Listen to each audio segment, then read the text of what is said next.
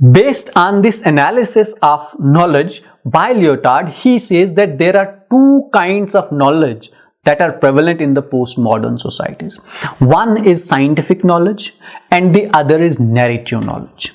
Now, scientific knowledge, as we have already said, would deal with the pharmaceutical companies, would deal with the technology, would deal with the computer sciences, and this narrative knowledge will not be limited, as per Lyotard, to the fiction only. For example, narrative is not only the literature, but he says that it is history also, it is sociology also, it is psychology. Now, all other forms of discourses, all other forms of knowledge other than scientific knowledge are treated as narrative knowledge.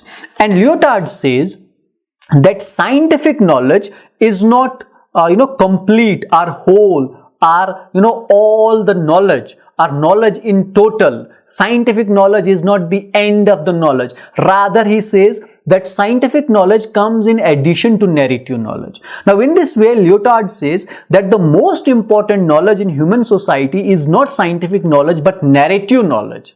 And scientific knowledge is in addition to the narrative knowledge. Why is narrative knowledge central to human society? Is because narrative knowledge would encompass everything that human beings do, their psychological behavior, their social behavior, their historical behavior, and the other things.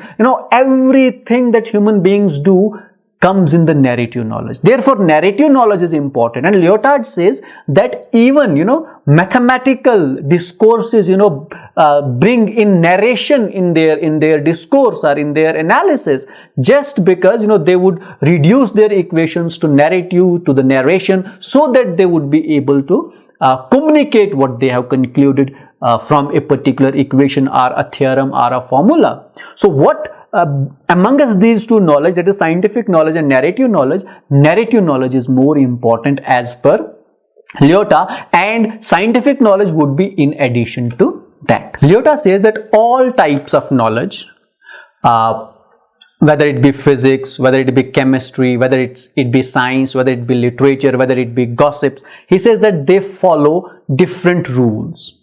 And it is these set of rules which would define whether a particular knowledge is legitimate, whether a particular knowledge is useful, or a particular knowledge is not useful. And he says that these different discourses, for example, the discourse of science, the discourse of narrative, the discourse of psychology, the discourse of sociology, the discourse of mathematics, these are different discourses which consistently run our society. He calls them language games. He says that these come under a term called language games. For example, each of these subjects would be a part of a language. Sociology is a part of a language, psychology is a part of language, literature, science, they are a part of language.